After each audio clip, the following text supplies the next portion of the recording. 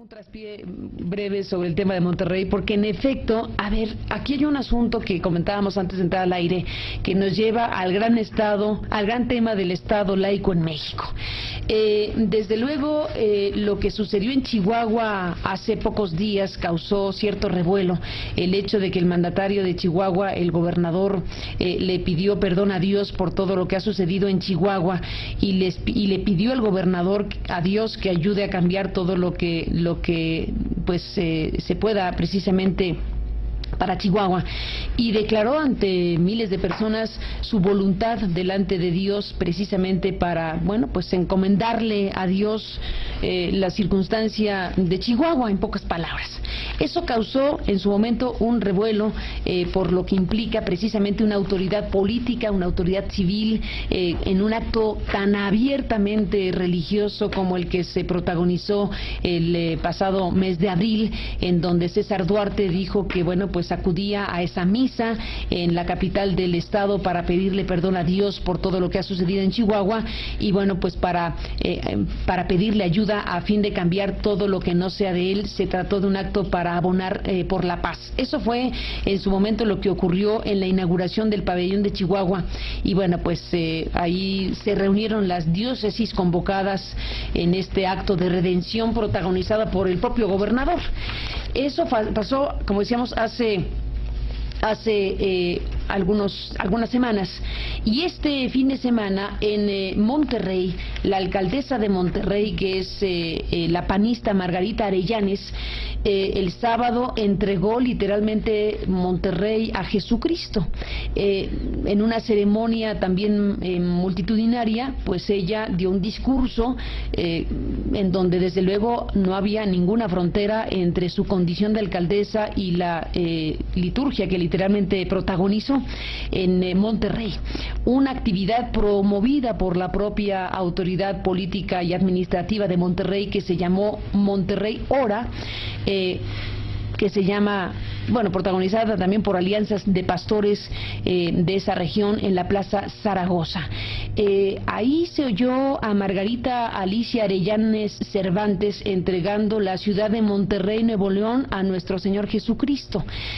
Ahora que hemos visto que se aprobó hace unos días la modificación al artículo 24 de la Constitución, que ha sido muy polémico este artículo, esta modificación que tardó prácticamente 2 años en que se llegara al estado 17 para lograr una reforma constitucional, y que para muchos significa el trastocamiento o parte del trastocamiento de la condición de Estado laico mexicano, viene que ni mandado a hacer lo sucedido el fin de semana en Monterrey. Les invito a Denise, a Sergio y a Lorenzo que juntos escuchemos esta parte de este mensaje emitido por la alcaldesa regia.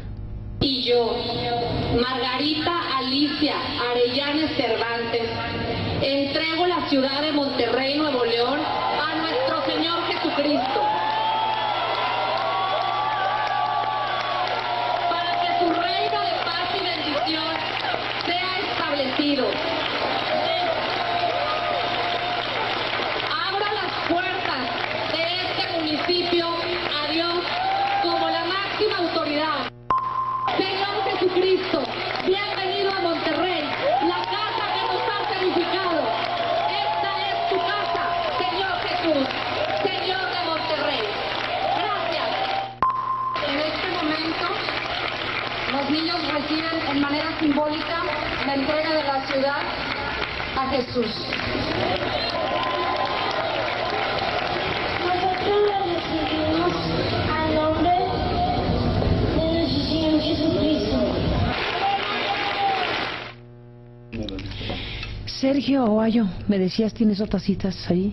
Sí, creo que estamos ante un descontrol en las reglas no escritas y escritas que regulan la vida Sobre todo las escritas en este caso, ¿no? pública mexicana, pero también había un cierto sentido del decoro para no mezclar lo privado con lo público. Es decir, todos tenemos derecho a tener una fe, por supuesto, y es muy legítimo. A lo que no tenemos derecho es imponérsela a los demás. y lo que se está viendo en los últimos tiempos es un patrón en el cual se resquebrajan estas normas, porque tomo por ejemplo una frase que pronunció el gobernador de Chihuahua, César Duarte, en el 18 de diciembre del 2012, cuando lo visitó el presidente Enrique Peña Nieto y le dijo: señor presidente, el 2013 es el año de Chihuahua y usted va a ser su padrino, que el cielo bendiga a Chihuahua y que el cielo bendiga al señor presidente. No sé qué pensaría Plutarco Elías Calles, por supuesto que se fue al otro extremo del anticlericalismo, pero no está muy... O Benito Juárez. O Benito Juárez, pero no está muy lejano este tipo de desahogos o de esfuerzos por quedar bien con el sector creyente de nuestro país, muy legítimo, insisto, pero es totalmente improcedente porque es otra señal, y es ahí donde viene lo preocupante, de que ya no existen, al parecer, reglas en este país y que cada quien va creando su ciudad o su república o su estado o su país al antojo. Por ejemplo, esta alcaldesa, a quien no tengo el gusto de conocer, solo vi la imagen, pues tiene toda la razón a ella ofrecerse, a decir: yo aquí me ofrezco y me entrego a Jesucristo para que oriente mi vida. En el plano personal eso es legítimo. No, pero estaba en calidad de alcaldesa de Monterrey. Estaba como alcaldesa de Monterrey y ofreciendo a la ciudad. Esa es la parte en la cual sí creo que se está perdiendo todo sentido de la proporción de las normas, y pareciera que ya no existen ni la historia, ni la tradición, ni siquiera las leyes, y eso tal vez es preocupante porque abona a esta falta de referentes legales, éticos para el comportamiento de los gobernantes y de los ciudadanos. En otras palabras, cada quien hace lo que le da su regalada gana. Así de plano. Denise Dresser. Mira, creo que hemos presenciado en los últimos años una erosión importante en la laicidad del Estado.